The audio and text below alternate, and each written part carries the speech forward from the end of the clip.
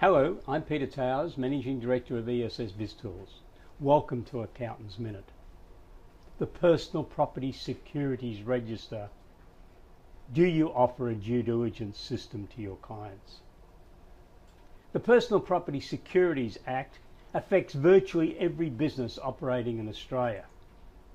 And the important thing is it relates to every business asset except land and attachments to land.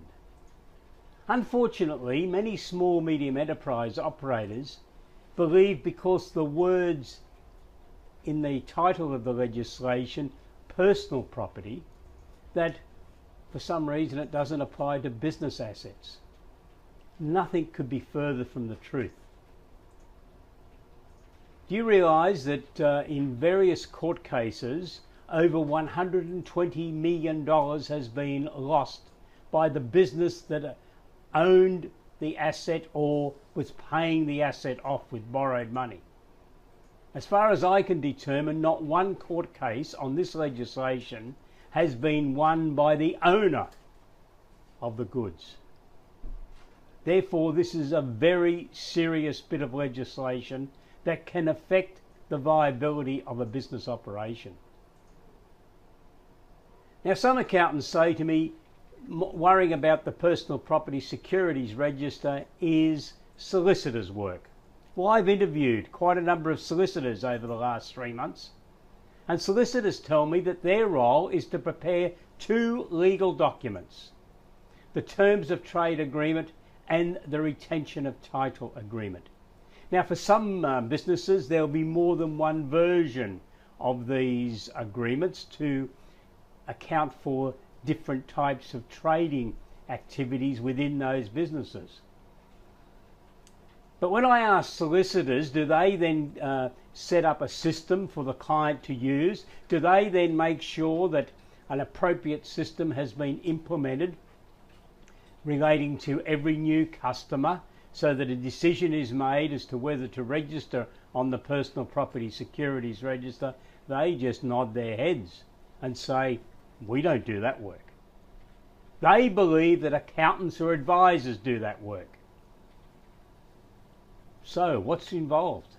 Systems need to be established within businesses to determine whether a registration on the PPSR is going to be made for every customer or some customers. And in that regard, our recommendation is that businesses should be determining what their level of pain that they can bear is, and then determining whether a particular customer is one that if that customer didn't pay them, they could have some difficulties.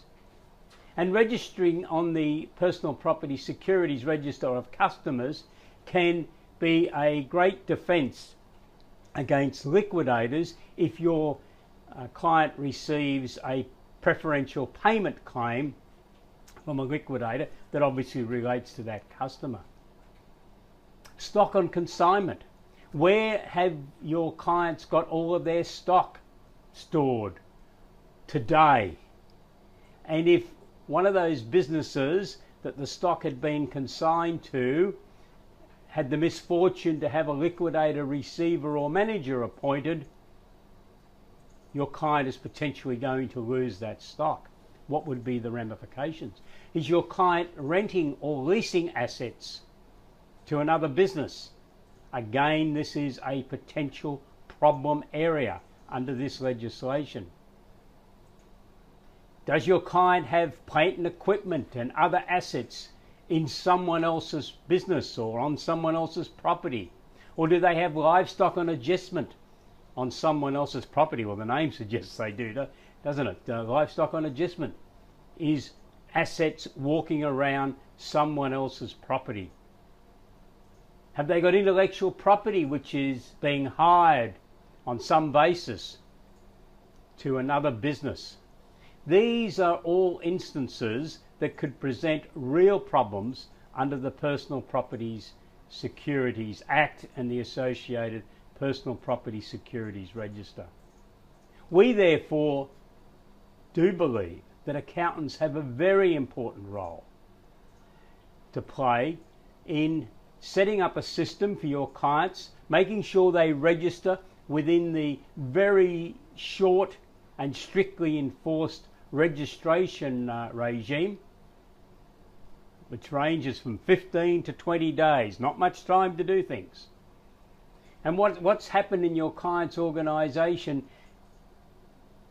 if staff change? Recently a solicitor told me about an instance where the employee who had been diligently lodging the registrations on the PPSR for the last 3 years had obviously misunderstood the terminology grantor and grantee, and that it cost that particular client $400,000, because instead of completing the registration and saying that her employer was the grantee, that form was completed on the basis that the employer was the grantor, and that was ineffective against a liquidator.